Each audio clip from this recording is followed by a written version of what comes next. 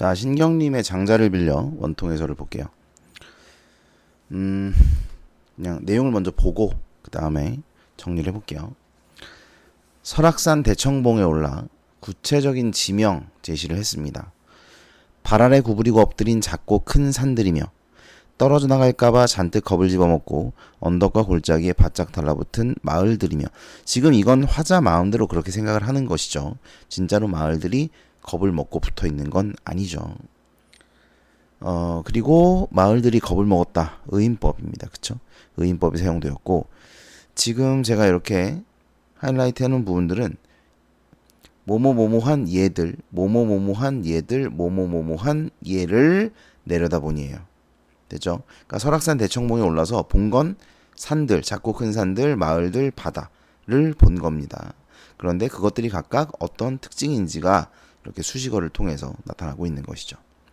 자, 어쨌든 이렇게 봤어요. 봤더니 어떤 감상이 느껴지냐면 온통 세상이 다 보이는 것 같고 또 세상살이 속속들이 다 알 것도 같다. 그러니까 뭔가 전체를 다 내려다 보니까 이 세상을 내가 다 알 것 같은 거예요. 세상이 어떻게 돌아가는지 이 전체의 세상을 내가 바라보고 있구나, 이런 생각을 하게 되는 것이죠. 그래서 높은 곳에서 세상을 내려다 보니까 세상살이를 모두 알 것 같은 생각이 들었다, 뭐 이런 말입니다. 그런데 자, 그러다구나. 죄송해요. 그러난 줄 알았습니다. 속초에 내려왔죠. 장소가 바뀝니다. 설악산 대청봉에서 속초로 내려왔어요. 하룻밤을 묵으며 중앙시장 바닥에서 다늙은 함경도 아주머니들과 노령노래 안주에서 소주도 마시고, 이 함경도 아주머니들이니까 아마 그 피란 때, 6.25 때 피란을 이제 오신 분들이겠죠. 실제로 여러분 강원도에 가면 그 순대타운이 있어요. 지금도 있습니다. 거기에 막 아바이 순대도 팔고 그러는데, 거기에 순대타운이 형성된 이유가 6.25 때 이제 피란을 오셔가지고 남쪽으로 내려왔는데, 그래도 또 고향이 그리운 거죠. 우리나라에서 함경도가 가장 가까운 곳이 강원도 북쪽이지 않습니까? 그래서 그분들이 강원도 북쪽에 자리를 잡았다는 거예요. 그리고 이제 아바이 순대 이런 거는 북쪽 음식이니까, 그래서 거기에 자연스럽게 순대타운이 형성되었다, 뭐 이런 얘기가 있습니다. 어쨌든 지금 여기도 속초니까 강원도죠. 아무튼 그래서 소주도 마시고 피난민 신세 타령도 듣고, 아까 얘기했죠. 이제 피난 오신 분들. 그리고 다음 날엔 원통으로 와서 뒷골목에 들어가 지린내 땀내도 맡고 악다구니도 듣고, 악다군이라는 건 뭐냐면 이제 서로 싸우는 소리 정도로 보시면 돼요. 서로 싸우는 소리도 듣고, 싸구려 하숙에서 마늘장수와 실랑이도 하고, 젊은 군인 부부 사랑 싸움질 소리에 잠도 설치고 보니, 여러분 보면 지금 이 위에서 설악산 대청봉에서 바라본 이것들은 멀리서 바라본 세상이에요. 그죠? 이 마을들 멀리서 바라본 인간 세상이란 말이에요. 그런데 속초에 내려와서 중앙시장 바닥에서 만난 분들, 또 원통에서 만난 사람들, 이런 사람들의 모습은 가까운 곳에서 본 사람들의 모습인 거죠. 여기 좀 차이가 있다는 겁니다. 그래서 여기 보면 세상은 아무래도 산 위에서 보는 것과 같지만은 않다라는 이 사람의 깨달음을 제시하고 있는 거예요. 그래서 멀리서 바라본 인간 세상과 가까운 곳에서 바라본 인간 세상이 다르더라라는 이야기를 하고 있는 것이죠. 그러면서 지금 우리는, 자, 화자가 우리예요. 우리가 됐어. 그러니까 이건 뭐냐면, 화자를 왜 그럼 우리라고 했을까? 나라고 하지 않고, 지금 위에는 분명히 나의 경험이란 말이죠. 그 개인, 화자 개인의 경험인데, 여기서는 갑자기 화자를 우리로 확장을 시킵니다. 어디다 쓰지? 여기다 써볼까? 화자를 확장. 자, 이것은 독자의 공감을 유도하는 것입니다. 독자의 공감. 그래서 자기만 그렇게 느낀 게 아니라 이 글을 읽고 있는 우리까지 포함해서 우리는 공감, 반성. 왜냐하면 지금 자기도 반성을 하고 있는데, 그 반성을 이제 독자인 우리도 함께 하기를 유도하는 것이죠. 지금 우리는 혹시 세상을 너무 멀리서만 보고 있는 것은 아닐까? 아니면 너무 가까이에서만 보고 있는 것은 아닐까? 그러니까 너무 멀리서 바라보면 이 세부적인 모습을 못 보겠죠. 근데 또 너무 가까이에서만 보면 전체적인 모습을 못 봐요. 그래서 인간의 삶의 아름다움이라든가 삶의 여유로움이라든가 이런 거는요, 좀 멀리서 봐야 할 수 있어요. 그래서 여기서는 이제 그런 걸 느낄 수 있는 거죠. 근데 또 너무 멀리서만 보면 가까이에서 볼 수 있는 인간의 삶의 애환이라거나 사랑이라거나 이런 구체적인 정서들이라든지 이런 삶의 모습을 알 수가 없는 것이죠. 그래서 반성을 하는 거예요. 너무 멀리서만 본 건 아닐까? 또는 너무 가까이에서만 본 건 아닐까? 결국 이 사람이 원하는 것은 뭡니까? 멀리서도 보고 가까이에서도 봐야 삶의 모습을 모두 이해할 수 있어. 이런 말인 것이죠. 그런데 그 깨달음을 제시하기 위해서 여기 보시면 장자 추수편 책이에요. 장자 추수편의 구절의 내용을 활용했다는 겁니다. 장자라는 책에 나오는 구절이에요. 그걸 활용해서 자신의 깨달음을 제시하고 있다. 이렇게 보시면 되겠습니다. 자, 성격을 보면은 성찰적 교훈적이다. 성찰이라는 것은 자신을 살펴보는 것인데 이 부분이 성찰이죠. 우리는 혹시 이런 거 아닐까? 우리의 모습, 자기의 모습을 성찰하고 있습니다. 그 다음에 교훈적, 마찬가지로 이런 이제 성찰을 통해서 어떤 깨달음을 얻었고 그 깨달음을 우리에게 교훈으로 주고자 하는 것이라고 볼 수가 있죠. 그 다음에 공간의 이동에 따른 시상전개. 여러분 요거는 제가 안 써놓긴 했는데 시상전개예요. 시상전개. 시상이 어떻게 전개되고 있느냐. 이렇게 여기에서 여기로 여기로 이렇게 바뀌고 있죠. 그래서 공간의 이동에 따른 시상 전개가 드러나고 있다. 이렇게 말하면 맞다고 볼 수 있고요. 그 다음에 전반적으로 이제 의인법이 쓰였죠. 네. 깨달음과 그 다음에 제목의 의미를 물어볼 수도 있습니다. 장자를 빌려 왜 장자를 빌려냐. 마지막에 있는 저 구절이 장자의 그 구절을 활용한 것이기 때문에 이게 여러분 인용이라고 해도 안 돼요. 내가 지금 여기 보면 활용이라고 써놨죠. 인용이라고 하면 안 됩니다. 똑같이 쓴 게 아니기 때문에. 차용이라고 하는 건 괜찮을까? 저는 차용은 괜찮은 것 같아요. 차용이라는 건 빌려오다. 그 표현을 이건 어느 정도 빌려온 것이기 때문에 차용도 가능합니다. 이제 활용이라고 해도 당연히 맞겠죠. 인용이라고 하면 안 된다는 걸 좀 주의를 해주시기 바랍니다. 자, 그 다음에 고재종의 나무 속엔 물관이 있다를 볼게요. 물관이 뭔지는 아시죠? 이렇게 그 줄기, 식물의 줄기를 보면은 이렇게 뿌리로부터 이파리와 꽃까지 이렇게 물을 올려주는 그 관이 있죠. 물관이랑 하나 더 뭐 있지? 까먹었네. 너무 어릴 때 배워가지고. 물관은 아마 무기물이랑 물을 전달하는 거고 그 유기물을 전달하는 관이 하나 더 있을 텐데 네, 기억이 잘 안 납니다. 어쨌든 그걸 말하는 거예요. 자, 내용을 봅시다. 잦은 바람 속의 겨울 감나무를 보면 여러분 사실 여기까지만 읽고도 생각을 하셔야 돼요. 그러니까 잦은 바람이 긍정일까요, 부정일까요? 사실 이것만 보고는 알 수 없습니다. 알 수 없지만 이거 부정인가? 라는 생각은 할 수 있어요. 왜냐면 워낙 그렇게 많이 나오거든요. 겨울 나무에게 겨울 바람은 대체로 부정이에요. 아, 근데 갑자기 부정이 아닌 시가 떠올랐네. 그거 있잖아. 설일인가? 설일이라는 시가 있는데 거기서는 또 부정이 아니긴 해요. 그러니까 확신할 수는 없다는 거죠. 근데 겨울 나무인데 겨울 바람이 분다. 좀 춥고 하니까 부정이지 않을까? 이런 생각은 할 수가 있는 거죠. 뒤에를 읽어보면서 이제 판단을 더 확실하게 해 나가야겠죠.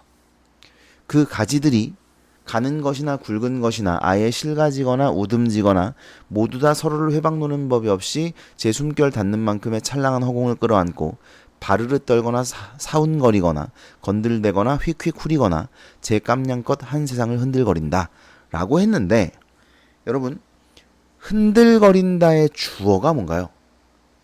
누가 흔들거린다는 거예요. 이걸 잘 찾아야 합니다.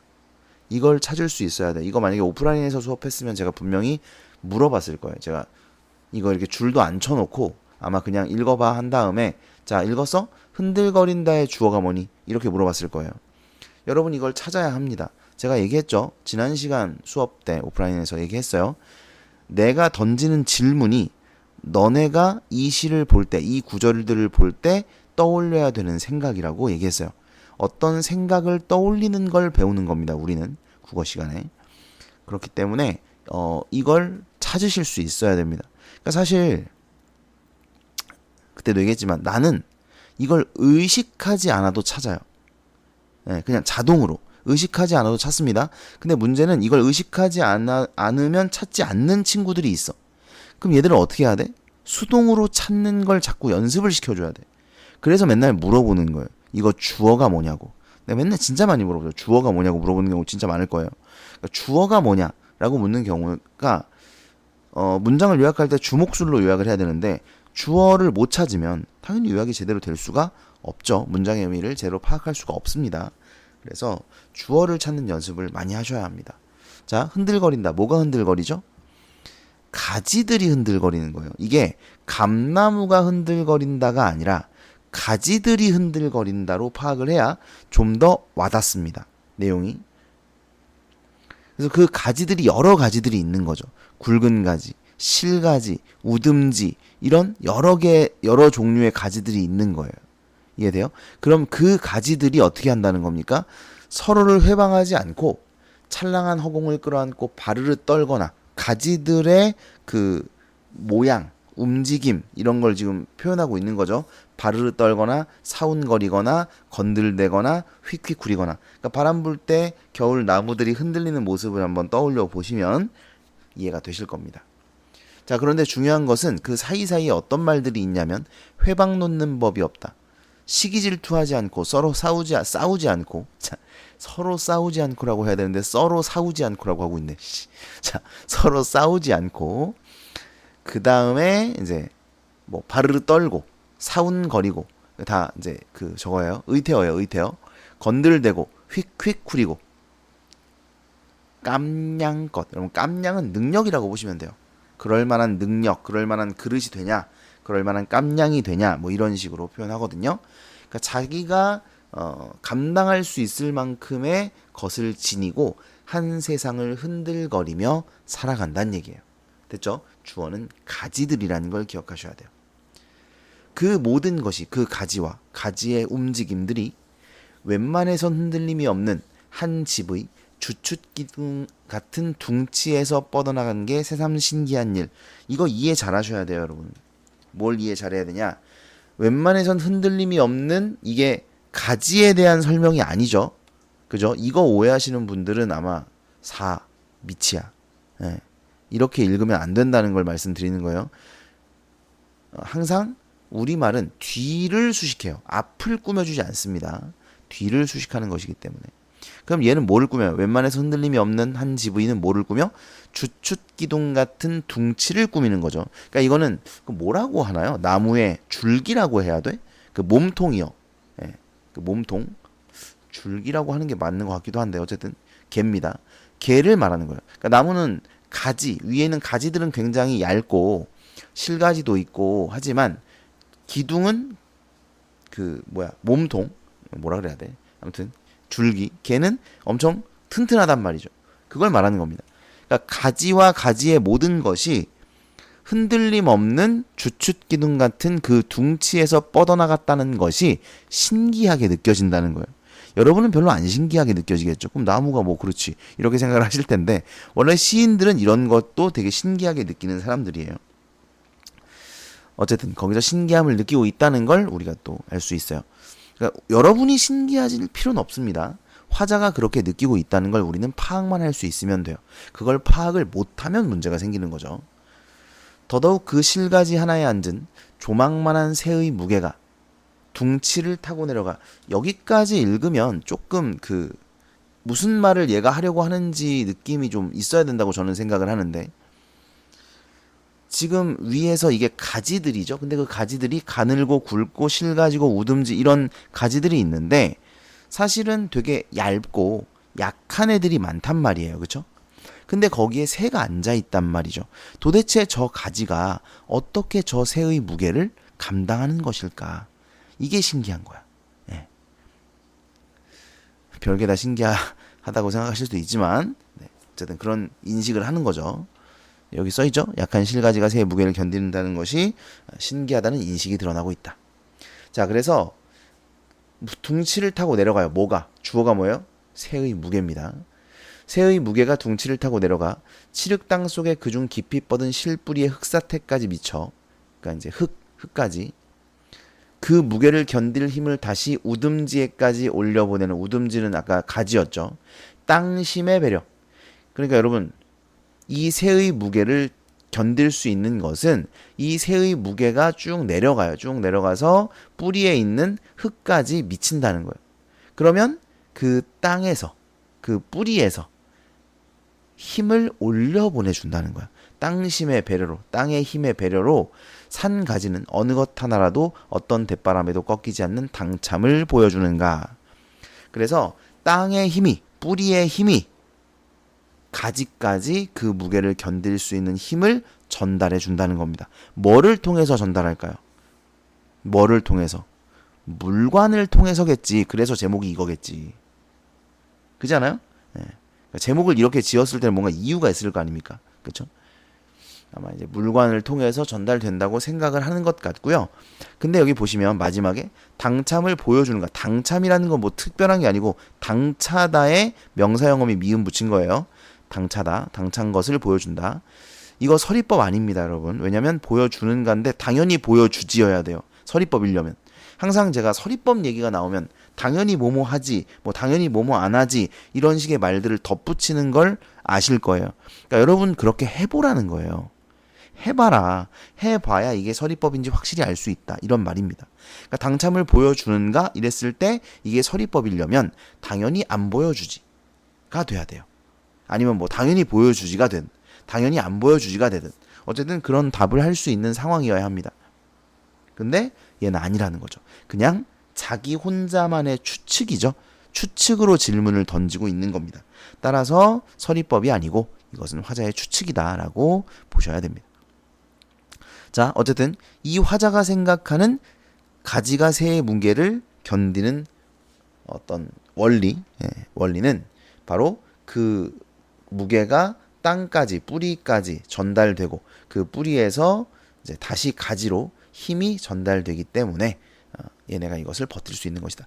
그렇다면, 그렇게 본다면 여러분, 뿌리는 희생하고 있는 거 아니에요? 나무에서. 그쵸? 걔가 힘을 막 빨아 올려가지고 그 힘을 그 가지한테 주고 있는 거잖아요. 그쵸? 예, 그래서 희생적이고 헌신적이다. 뭐 이렇게 말할 수도 있을 것 같습니다.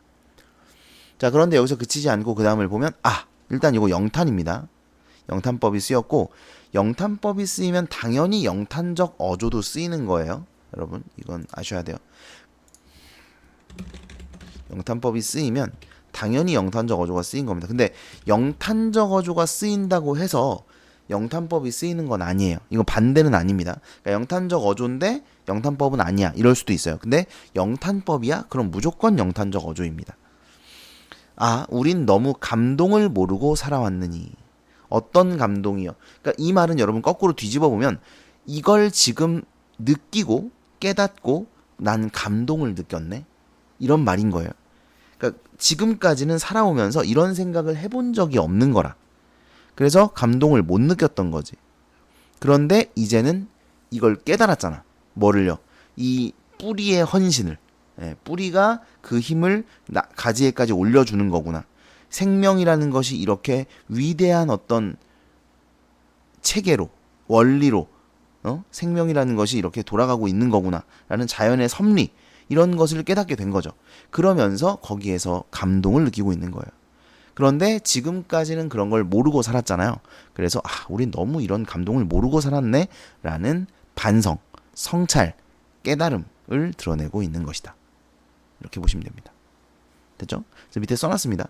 가지를 지탱해주는 땅심의 배려를 깨닫게 되었고 거기서 감동을 느꼈다. 그러면서 생명의 위대함에 대한 이해와 감동을 모르고 살았다는 자책, 스스로에 대한 책망이 드러나고 있다. 뭐 이렇게 볼 수도 있겠죠.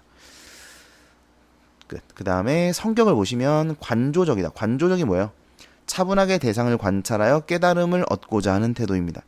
제가 항상 얘기하죠. 정의를 정확히 알아야 된다. 정의를. 너네 이거 1학년 때도 얘기했고 2학년 때도 얘기했어요. 관조적. 나한테 1학년 때부터 수업을 들었던 친구들이라면 관조적이라는 단어를 1학년 때도 들었을 거예요. 2학년 때도 들었을 것이고. 벌써 이제 3학년이 됐겠죠. 3학년 아닌 친구들도 있겠지만. 그러니까 얘기할 때 알아두라는 거야. 왜? 어차피 알아야 돼. 이거 지금 모르면 계속 몰라. 그러니까 한번 정의가 나왔을 때, 개념이 나왔을 때 여러분 알아두려고 노력을 하셔야지. 나왔는데 모르고 넘어가잖아? 다음에 나오면 알 것 같아요? 다음에 또 몰라요. 3학년 돼도 또 몰라. 나이 먹는다고 저절로 국어 잘하게 되는 거 아니라고 맨날 얘기하죠. 그러니까 이런 정의가 나왔을 때 정확하게 알아두시고요. 관조적의 정의를 저한테 100번 물어보면 100번 똑같이 대답합니다.